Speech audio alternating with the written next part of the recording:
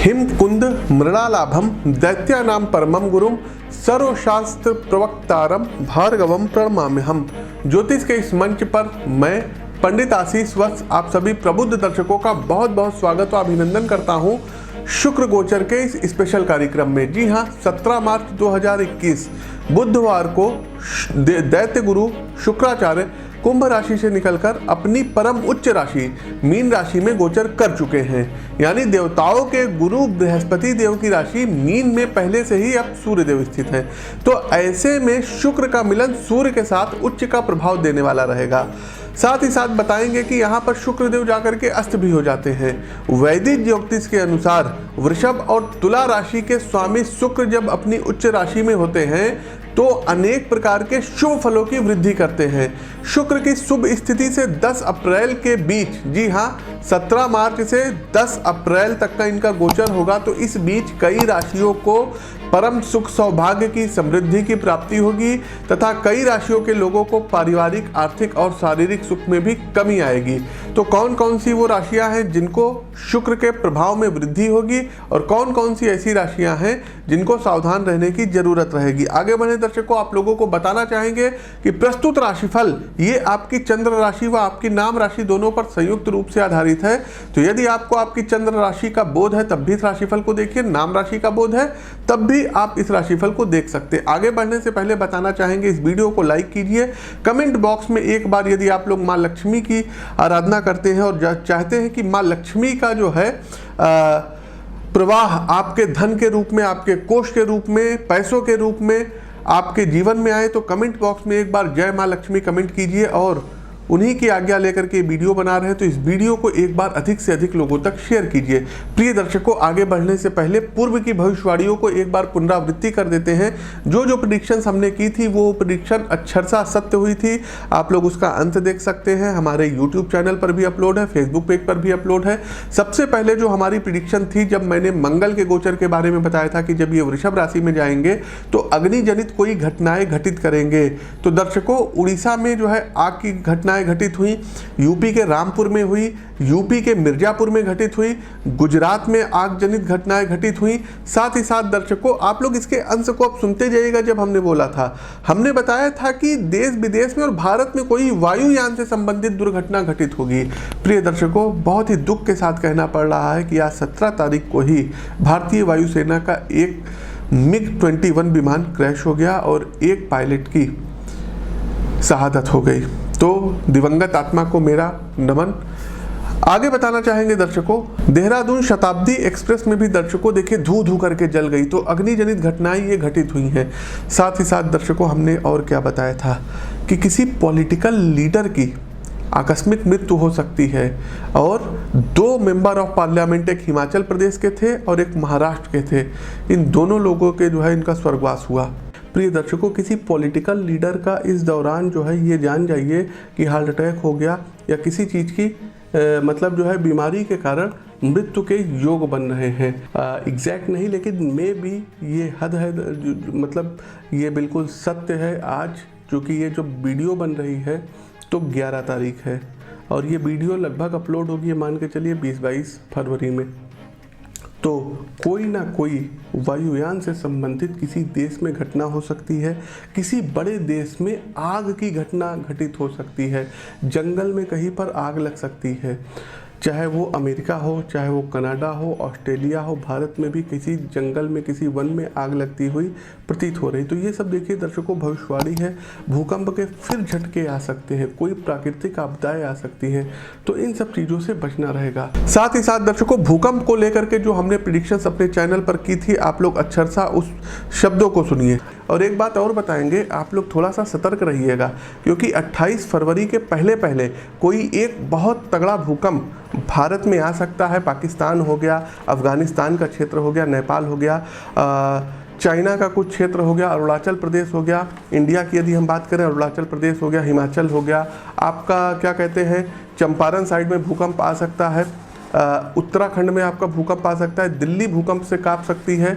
और दर्शकों एक बात बताना चाहेंगे, जम्मू हो गया, लद्दाख का क्षेत्र हो गया, यहाँ भूकंप आ सकता है और बहुत तगड़ा भूकंप आएगा। तो थोड़ा सा आप लोग आगाह रहिएगा, स्वस्थ रहिएगा, सुरक्षित रहिएगा। इसी के साथ दर्शकों हमने प्रेडिक्शन की थी कि बिहार में शहनवाज हुसैन को डिप्टी सीएम या कैबिनेट मंत्री बनाया जा सकता है, और आप लोग भी उसका आंसर देखिए। शहनवाज हुसैन जी की हम बात कर रहे हैं, बहुत हद तक के चांसेस हैं कि इनको बहुत अच्छा कोई पद बिहार में दिया जाए, मे भी ये डिप्टी सीएम बन सकते हैं अथवा ये कैबिनेट मंत्री रैंक में हो सकते हैं। तो दर्शकों, आप लोग सुरक्षित रहिए, सावधान रहिए। जब तक मंगल वृषभ राशि में, आप लोगों को विशेष सावधानी देने की जरूरत रहेगी। अब आगे बढ़ते हैं दर्शकों, कुछ प्रेडिक्शंस इसमें भी अब आपको बताए दे रहे हैं। तो जो 5 राज्यों में अब चुनाव हो रहे हैं दर्शकों, उसमें क्या होगा, हमने पहले भी बताया था कि पश्चिम बंगाल में बीजेपी का आना मुश्किल लग रहा है, टफ लग रहा है। तो ममता बनर्जी सरवाइव कर जाएंगी, इनको पुनः किसी दल के सहयोग से एक बार सीएम दोबारा बन सकती हैं। बीजेपी की भले लार्जेस्ट सीट आए, लार्जेस्ट पार्टी बन जाए, लेकिन वो सीएम अपना नहीं बना पाएगी। तो यहाँ पर पश्चिम बंगाल में ममता बनर्जी आती हुई दिखाई दे रही है। दूसरा दर्शकों, यहाँ पर हम बताना चाहेंगे कि असम में सर्बानंद सोनोवाल जी दोबारा मुख्यमंत्री पद पर सुशोभित होंगे। असम में एक बार कमल का फूल फिर से खिलता हुआ प्रतीत हो रहा है, ऐसी हमारी भविष्यवाणी है। अगला दर्शकों, तमिलनाडु की ओर चलते हैं। तमिलनाडु में इस बार डीएमके और कांग्रेस, जी हाँ, स्टालिन मुख्यमंत्री बन सकते हैं, और बहुत हद तक की इस बार इन दोनों लोगों की जो गठबंधन की सरकार है तमिलनाडु में आती हुई दिखाई दे रही है, और पनीर सेल्वन की विदाई यहाँ पर तय होगी। आगे बढ़ते हैं दर्शकों, केरल में लेफ्ट की सरकार आ सकती है। जो सरकार अभी है यही सरकार आगे कंटिन्यू करेगी। अब बात करते हैं पुडुचेरी की। तो पुडुचेरी में कमल का फूल खिलता हुआ दिखाई दे रहा है, यहाँ पर बीजेपी के कोई जो है मुख्यमंत्री जो है बन सकते हैं। तो ये हमारी जो है 5 राज्यों से रिलेटेड भविष्यवाणी थी। आगे चलते हैं अपने फलकथन पर कि 12 राशियों के लिए कैसा रहेगा प्रभाव। पहली राशि आती है मेष राशि। तो देखिए, शुक्र आपकी राशि से 12वें स्थान पर अब ये गोचर करने वाले हैं, और कुंडली में आपको पता होगा कि 12वां स्थान जो होता है ये विदेश का होता है, ये यात्रा का होता है, साथ ही साथ ये खर्चों का होता है। तो शुक्र गोचर की इस अवधि के दौरान वैवाहिक जीवन हो या फिर लव लाइफ, आप पार्टनर के साथ यादगार समय अब व्यतीत करेंगे। मेष राशि के जातकों, एक दूसरे की इच्छाओं का अब आपको सम्मान करना पड़ेगा, और आपस में चल रहे मतभेद भी अब आपको खत्म करने पड़ेंगे। व्यापार से जुड़े जातकों की अच्छी खासी प्रगति होगी, और विदेशी संपर्कों से धन लाभ की स्थितियां बनेंगी। साझेदारी में व्यवसाय करने वालों की आय में वृद्धि होगी। हालांकि आपको अपने खर्चों पर नियंत्रण करने की सितारे सलाह दे रहे हैं, और अपनी सेहत का विशेष ध्यान रखिएगा। उपाय के तौर पर करना क्या रहेगा मेष राशि के जातकों को, तो श्री सूक्तम का प्रतिदिन पाठ करिएगा। आगे चलते हमारी दूसरी राशि आती है वृषभ राशि। आप लोग लाइक करते रहिए, शेयर करते रहिए, कमेंट बॉक्स में जय मां लक्ष्मी कमेंट कीजिए। वृषभ राशि के जातकों, शुक्र आपकी राशि से 11वें स्थान पर अब ये प्रवेश करेंगे, तो आपके लग्नेश अब उच्च के हो जाएंगे। तो इस दौरान आप बहुत ही ज्यादा अब आशावादी नजर आएंगे, और कार्य क्षेत्र में बहुत बड़ी एक्टिव सक्रिय भूमिका अब आप लोग निभाएंगे। साथ ही साथ अब आपकी मेहनत की हर जगह सराहना होगी, चर्चा होगी, उच्चाधिकारी आपसे प्रसन्न रहेंगे, और आपको कुछ अतिरिक्त जिम्मेदारी सौंप सकते हैं। प्रमोशन की संभावना बढ़ रही है, सैलरी में इंक्रीमेंट लग सकता है। वृषभ राशि के जातकों, आपकी आर्थिक स्थिति काफी मजबूत रहेगी, लेकिन धार्मिक कार्यक्रमों में कुछ व्यय आप लोग कर सकते हैं। व्यापारियों को गोचर काल में बहुत ही बड़ा और अच्छा खासा मुनाफा होता हुआ दिखाई दे रहा है। नई नौकरी तलाश करने वाले लोगों को भी अच्छे लाभ के अवसर प्राप्त होंगे। पार्टनर के साथ आपका समय अच्छा बीतेगा, और छात्र भी बेहतर प्रदर्शन करेंगे शुक्र गोचर की इस अवधि के दौरान। उपाय के तौर पर कर क्या सकते हैं, तो गाय को मीठा चावल शुक्रवार वाले दिन आप लोग अवश्य खिलाइए। आगे बढ़ते हैं मिथुन राशि के लिए। फटाफट लाइक करते रहिए, शेयर करते रहिए। मिथुन राशि के जातकों, शुक्र आपकी राशि से 10वें अर्थात कर्म भाव में ये गोचर करेंगे। तो गोचर कालखंड की इस अवधि के दौरान रचनात्मक कार्यों में आपकी इच्छा बढ़ेगी, और चीजों को अब आप लोग बेहतर करेंगे। सामाजिक कार्यक्रमों में हिस्सा लेंगे, और जरूरतमंद लोगों की मदद के लिए अब आप आगे आते हुए दिखाई दे रहे हैं। कार्य क्षेत्र में साथियों की अब आपको मदद मिलेगी, इससे आपके लक्ष्यों की पूर्ति होगी। आपकी स्थिति पहले से आर्थिक रूप से बेहतर होगी। विदेश से धन लाभ मिलने की प्रबल संभावनाएं बन रही हैं। साथ ही साथ गोचर कालखंड की इस अवधि के दौरान आपके पार्टनर को कुछ एक्स्ट्रा लाभ मिल सकता है, और अपने पार्टनर के साथ कहीं घूमने फिरने बाहर जा सकते हैं। यूपीएससी का यदि कोई एग्जाम का रिजल्ट आ रहा है तो बहुत हद तक कि आपके पक्ष में आएगा, और आप लोग यूपीएससी तक क्रैक कर सकते हैं, या कोई बहुत ही महत्वपूर्ण पद पर आप लोग सुशोभित हो सकते हैं। उपाय के तौर पर करना क्या रहेगा मिथुन राशि के जातकों को, तो मिथुन राशि के जातकों शुक्रवार वाले दिन आप लोगों को चाहिए कि शिवलिंग पर दही चढ़ाइए और उसके बाद जल से अभिषेक करिए। कर्क राशि की ओर आगे बढ़ते हैं। लाइक करते रहिए, शेयर करते रहिए। कर्क राशि के जातकों शुक्रदेव का ये जो गोचर होगा ये अब आपकी राशि से 9वें भाव में होगा। और शुक्रदेव का ये जो गोचर रहेगा 9वां भाव, जो कि भाग्य का भाव होता है, लंबी यात्राओं का भाव होता है, आचार्य का भाव होता है, अध्यात्म का भाव होता है, तो इस बारे में इससे विचार किया जाता है। शुक्र का ये जो गोचर रहेगा आपकी राशि के लिए धन योग बना रहा है और महाधनी आप लोग बनेंगे। तो अटके हुए धन की प्राप्ति होगी। कोई आपकी एफडी हो गया, कोई आपका म्यूचुअल फंड हो गया, किसी को आपने पैसा दिया है या आपका कहीं पैसा फंसा हुआ है, तो इस धन की अब आपको प्राप्ति होगी। साथ ही साथ इनकम में वृद्धि के योग बन रहे हैं। किसी पुराने कर्जों से अब आपको मुक्ति प्राप्त होगी, आपके कोष में वृद्धि होगी। गोचर कालखंड की इस अवधि के दौरान सुख सुविधाओं में वृद्धि होगी और भौतिक चीज़ों की खरीदारी करने का मौका प्राप्त होगा। कोई नया वाहन आप अपने घर में ला सकते हैं। टेक्नोलॉजी से रिलेटेड कोई महंगे गैजेट आप लोग क्रय कर सकते हैं। साथ ही साथ परिवार और दोस्तों का अब आपको भरपूर कर्क राशि के जातकों को सहयोग प्राप्त होगा। उपाय के तौर पर क्या कर सकते हैं, तो प्रतिदिन शुक्र कवच का पाठ करिएगा और परफ्यूम का आप लोग प्रयोग अवश्य करिए। प्रिय दर्शकों, आगे बढ़ते हैं। हमारी अगली राशि आती है सिंह राशि। आप लोग लाइक कीजिए, शेयर कीजिए और व्यक्तिगत कुंडली विश्लेषण के लिए स्क्रीन के दिए गए नंबरों पर आप लोग संपर्क कर सकते हैं। सिंह राशि के जातकों शुक्र देव आपकी राशि से अष्टम स्थान पर गोचर करेंगे, तो इस दौरान नई नई चुनौतियां आपके सामने खड़ी होंगी और इनसे आपको दो चार करना पड़ेगा प्रतिदिन। साथ ही साथ गुप्त शत्रुओं से संभल कर रहने की यहाँ आपको आवश्यकता पड़ेगी। कार्य क्षेत्र में सावधानी से कार्य करिएगा और घूस इत्यादि मत लीजिएगा। सरकारी नौकरी करने वाले अपना काम ईमानदारी से करें, ये आप लोगों के लिए हमारी मुफ्त की एडवाइस है, अन्यथा आप लोग कोई करप्शन के चार्जेस में फंस सकते हैं। कार्यस्थल पर आपको अपने व्यवहार और भाषा में सुधार लाने की जरूरत पड़ेगी, अन्यथा स्थितियां अब आपके विपरीत हो सकती है। गोचर कालखंड की इस अवधि के दौरान अब आपको यात्रा करने से बचना होगा और अपने पैसों को संभाल कर रखिएगा, अन्यथा अत्यधिक खर्च हो जाएगा। ससुराल पक्ष से आपको लाभ हो सकता है और जीवन साथी के जीवन में उन्नति प्राप्त होगी। उपाय के तौर पर क्या कर सकते हैं, तो कोशिश कीजिएगा दुर्गा सप्तशती के हरगला स्त्रोत का पाठ करिएगा। कन्या राशि की ओर आगे बढ़ते हैं। देखिए शुक्र देव आपकी राशि से 7वें स्थान पर गोचर करने वाले हैं और कुंडली में सप्तम स्थान वैवाहिक संबंधों का होता है, आपके व्यवसाय का होता है, आपके साझेदारी का होता है, आपके सेक्सुअल लाइफ का होता है। तो इस दौरान कार्यक्षेत्र में किया गया हर कार्य लोगों की नज़र में आएगा और पूरी तरीके से आप लोग आकर्षण का केंद्र बनेंगे। साथ ही साथ अब आपके कार्यों की प्रशंसा होगी और साझेदारी में कोई नया व्यापार आप लोग शुरू कर सकते हैं। ये समय बहुत ही उपयुक्त रहेगा। साथ ही साथ व्यवसाय के विस्तार की भी योजनाएं आपकी सफल रहेंगी। कई लोगों का आपको समर्थन भी प्राप्त होगा। परिवार के साथ अच्छा समय व्यतीत होगा और उनकी ज़रूरतों को पूरा करने के लिए अब आप लोग जी तोड़ मेहनत करते हुए दिखाई दे रहे हैं। सामाजिक मान सम्मान में वृद्धि होगी। कन्या राशि के जातकों उपाय के तौर पर क्या कर सकते हैं, तो सबसे पहले दुर्गा सप्तशती के अष्टम अध्याय का आप लोग पाठ करिए और आप लोगों को प्रतिदिन श्री सूक्त का पाठ करना चाहिए। एक बात और बताना चाहेंगे दर्शकों, तमाम लोग कहते हैं प्रबुद्ध दर्शक कि शुक्रदेव यहाँ अस्त हो गए तो अपना जो उच्च का प्रभाव है क्या ये दिखा पाएंगे।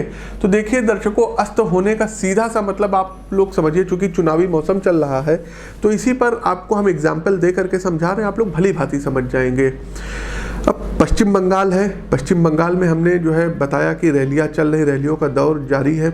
अब यहाँ पर मान लीजिए प्रधानमंत्री नरेंद्र मोदी खड़े हो गए भाषण देने के लिए और पब्लिक आई हुई है और साथ ही साथ मंच पे अमित शाह जी बैठे हुए हैं, जेपी नड्डा जी बैठे हुए हैं और प्रोटोकॉल में मान लीजिए कि ममता बनर्जी भी बैठी हुई हैं।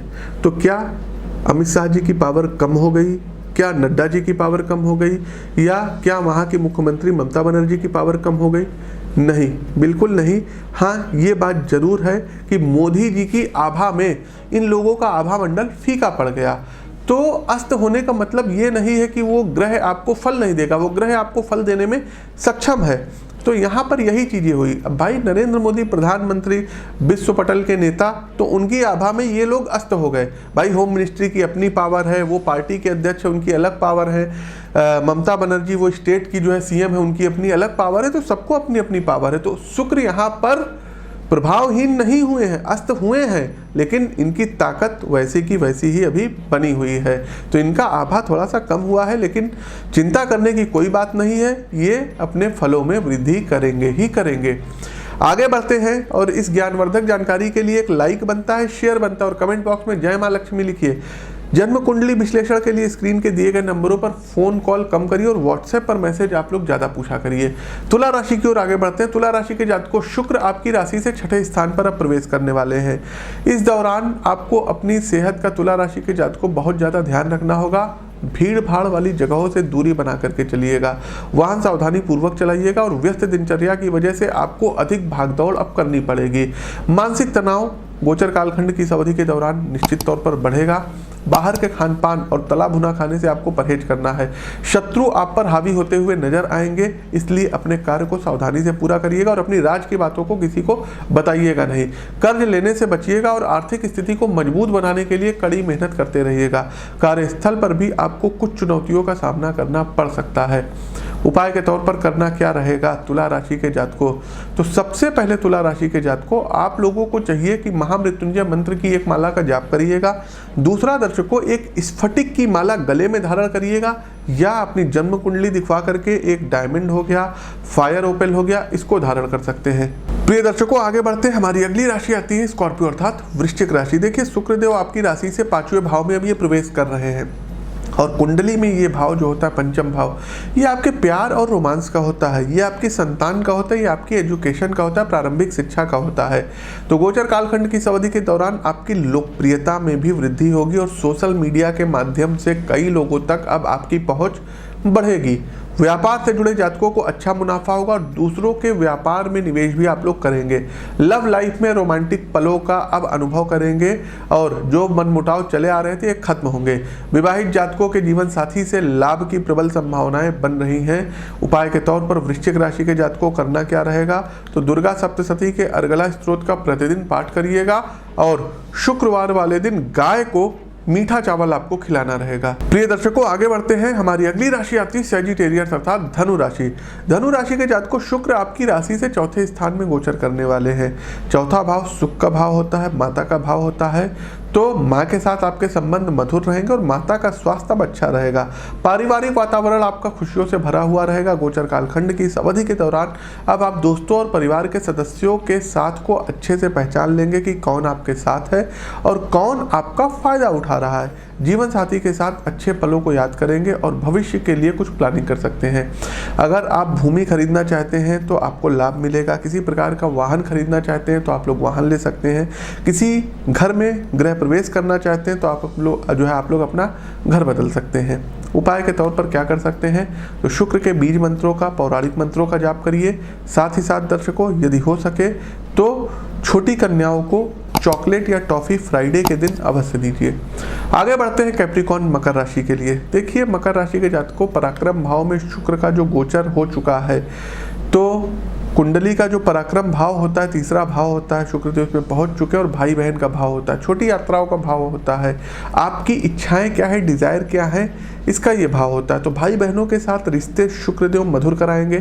पारिवारिक जीवन में अब आपको जो है एक प्रकार से सहयोग लोगों से प्राप्त होगा। यदि आपके कोई फैमिली बिजनेस है तो अब आपको परिवार की तरफ से सहयोग प्राप्त होगा। रिश्तों में नई ताजगी शुक्रदेव यहाँ पर लाएंगे और बहुत बड़े बड़े लोगों से अब आपके कनेक्शन बनेंगे। प्रभावशाली व्यक्तित्व के संपर्क में आप लोग आते हुए दिखाई दे रहे हैं। साथ ही साथ लाभ के नए अवसर अब आपको मिलेंगे और इनको आप पहचानेंगे।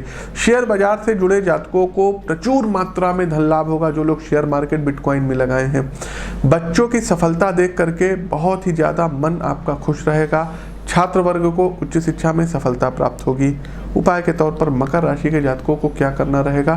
तो मकर राशि के जातकों, सबसे पहले चांदी के पात्र में जल का सेवन करना शुरू कर दीजिए और हो सके तो शुक्रवार वाले दिन शिव जी पर मलयागिरी चंदन के साथ साथ दूध से अभिषेक अवश्य करें।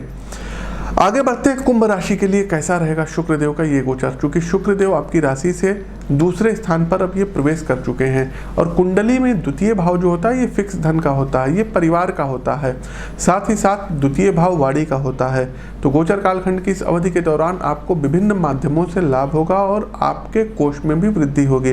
पैतृक संपत्ति से अचानक लाभ आपको प्राप्त होता हुआ दिखाई दे रहा है और सुख सुविधाओं में भी वृद्धि होगी। गोचर काल में आपका ध्यान धन और परिवार की तरफ रहेगा। परिवार में कोई मांगलिक उत्सव कार्यक्रम हो सकता है। कार्य क्षेत्र में आपके सहयोगियों का आपको पूरा सपोर्ट प्राप्त होगा, जिससे जो भी चुनौतियां आ रही थी इसको अब आप नियंत्रण में कर पाएंगे। साथ ही साथ पैतृक संपत्ति या कोई भूखंड आपको प्राप्त हो सकता है। उपाय के तौर पर करना क्या रहेगा, तो शुक्र के शुभत्व प्रभाव में वृद्धि करने के लिए शुक्र कवच का आपको पाठ करना रहेगा। प्रातःकाल जल्दी उठ करके दोनों हथेलियों के दर्शन करिए और प्रतिदिन कनकधरा स्त्रोत का पाठ करिए। कार्यक्रम का अंतिम पड़ाव, अंतिम राशि। अब तो आप लोग लाइक कर दीजिए, शेयर कर दीजिए, इतनी कंजूसी किस बात की कर रहे हैं। मीन राशि। मीन राशि के जातकों, शुक्र आपकी राशि के लग्न भाव अर्थात पहले स्थान पर गोचर कर रहे हैं। तो गोचर कालखंड की इस अवधि के दौरान अब आप अपने परिवार की सेहत का पूरा ध्यान रखिएगा। समय पर अपना कार्य करते रहिएगा, अन्यथा एक साथ अधिक कार्य हो जाने की वजह से आपके मन में कोई मानसिक तनाव हो सकता है। शुक्र गोचर कालखंड की इस अवधि के दौरान आप लोग किसी तीर्थ यात्राओं पर परिवार के साथ जा सकते हैं। अपने खान पान का विशेष ध्यान रखिएगा। योग और प्राणायाम को अपने जीवन में लाइएगा। गोचर काल में आपको अचानक धन लाभ होने की प्रबल संभावनाएं बन रही हैं। वित्तीय स्थिति काफी बेहतर रहेगी और व्यवसाय से जुड़े लोगों के लिए गोचर काफी शुभ रहेगा। पार्टनर के साथ आप लोग समय अच्छा व्यतीत करेंगे। लंबी दूरी की यात्राएं तय हैं। उपाय के तौर पर करना क्या रहेगा, तो शुक्रवार वाले दिन आप लोग ललिता सहस्त्र नाम का पाठ करिएगा और प्रतिदिन श्री सूक्त और लक्ष्मी सूक्त का पाठ अवश्य करिए। साथ ही साथ कोशिश कीजिए कि सफेद रंग के परिधानों का अधिक से अधिक प्रयोग करें। तो दर्शकों, ये तो था शुक्रदेव का गोचर, जो कि 17 मार्च से 10 अप्रैल तक के लिए था। कैसा लगा कमेंट बॉक्स के माध्यम से अवगत कराइए। वीडियो को बहुत बड़ा हमने नहीं बनाया है। आपको कुछ सुझाव देने हैं तो कमेंट बॉक्स के माध्यम से आपका स्वागत है। यदि आपको अपनी जन्म कुंडली का विश्लेषण करवाना है, स्क्रीन के दिए गए नंबरों पर आप लोग अपनी जन्म कुंडली का विश्लेषण करवा सकते हैं। तो प्रिय दर्शकों, अपनी वाणी को विराम देते हुए ज्योतिष के इस मंच से मैं पंडित आशीष वत्स आप सभी प्रबुद्ध दर्शकों से विदा लेता हूँ। नमस्कार। जय माँ लक्ष्मी।